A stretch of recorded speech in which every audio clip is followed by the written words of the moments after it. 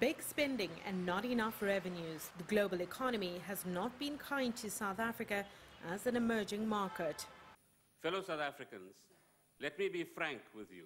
The world economy is still in difficulty. The global institutions are struggling to find their way. But Finance Minister Pravin Gordhan says the situation is stabilizing. Despite slower growth, the deficits are narrowing and growth is on the up.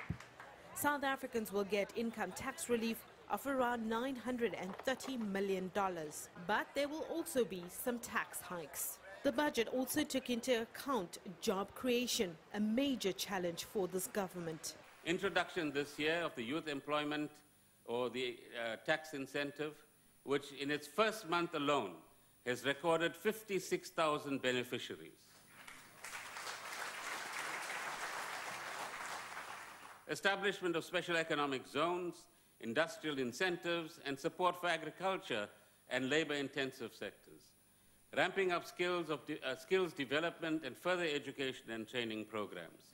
The National Health Insurance Scheme will be phased in this year. The scheme is aimed at making healthcare affordable for all South Africans.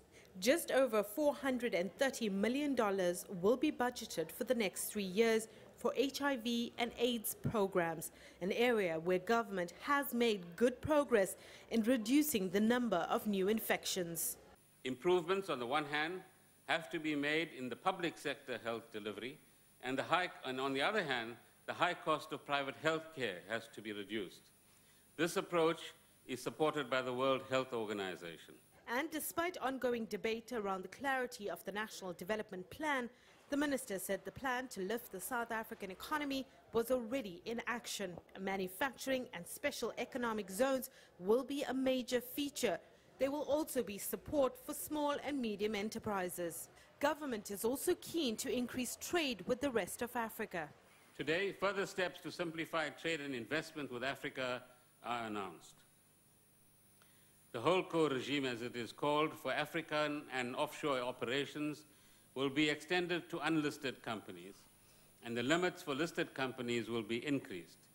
This regime creates a simplified tax and foreign exchange framework for companies that trade with our fellow African countries. The minister delivered a rather lackluster budget speech this year. No surprise, as he had little room to maneuver, and it is an election year.